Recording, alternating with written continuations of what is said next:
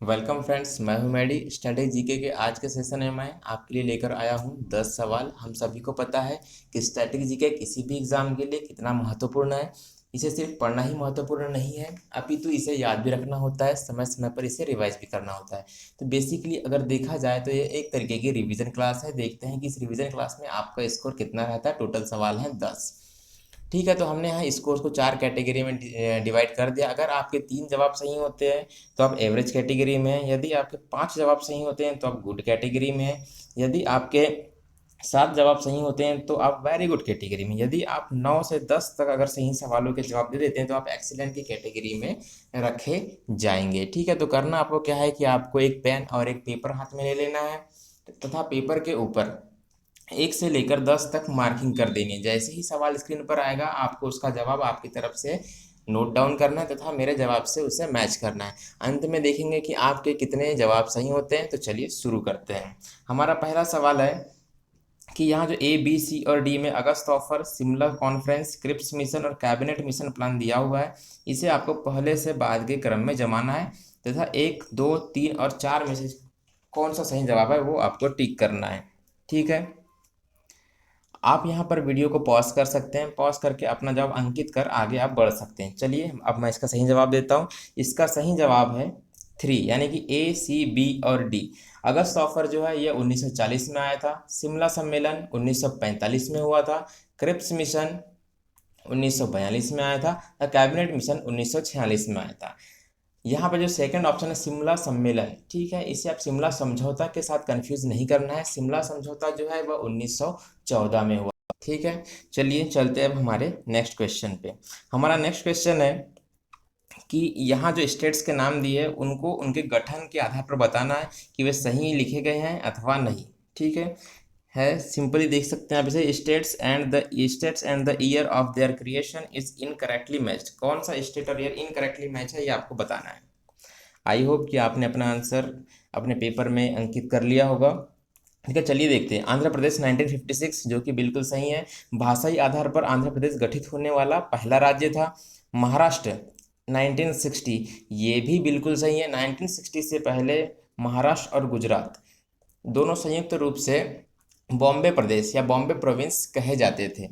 Third option हमारा अरुणाचल प्रदेश 1987, ये भी बिल्कुल सही है। ठीक है, अब अरुणाचल प्रदेश के बारे में जानते हैं कि 1972 तक अरुणाचल प्रदेश जो है वो NEF यानी कि नॉर्थ ईस्ट फ्रंटियर एजेंसी के द्वारा प्रशासित किया जाता था। 1972 में यह यूनियन टेरिटरी बना दिया गया। अंततः 1987 में इसे एक पूर्ण राज्य का दर्जा दे दिया गया। तो दोस्तों इस सवाल का सही जवाब है नन ऑफ द अबव, यानी कि सारे के सारे करेक्टली मैच है सिर्फ। तो इसका सही आंसर 4 हो जाएगा। चलिए देखते हैं next question. Which of the following joints bone and muscles, यानी कि बोन और मसल्स के बीच के जॉइंट्स को क्या कहते हैं। ठीक है, टेंडन हमारा ऑप्शन है। टेंडन, लिगामेंट, हिंज या saddle.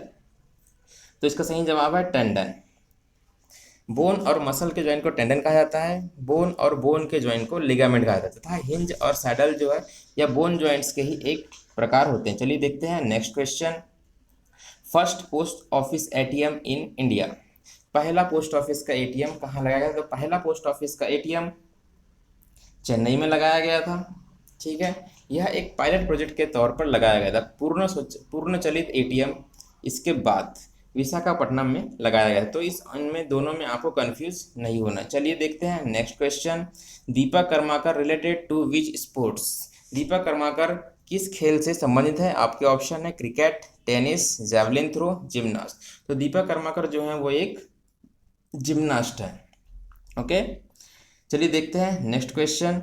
SIDBI headquarter situated at, SIDBI का हेडक्वार्टर कहाँ पर है। कानपुर, प्रयागराज, लखनऊ या दिल्ली। तो सिडबी का जो हेडक्वार्टर है वह लखनऊ में। चलिए अब सिडबी के बारे में थोड़ा सा हम जान लेते हैं। सिडबी का फुल फॉर्म है small industries development bank of India.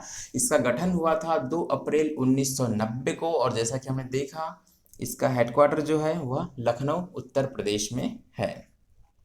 चलिए देखते हैं next question. World tourism day कब मनाया जाता है। 22 अप्रैल, 5 जून, 27 सितंबर, 21 दिसंबर।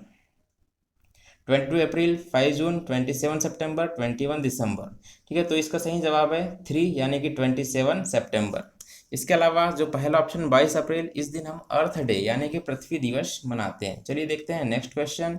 The variety of coal having the highest carbon content is, यानी कि कोल की किस वैरायटी में कार्बन का कंटेंट सबसे हाईएस्ट होता है। आपके ऑप्शन है बिटुमिनस, एंथ्रेसाइट, लिग्नाइट और पीट। तो इसका सही जवाब है एंथ्रेसाइट।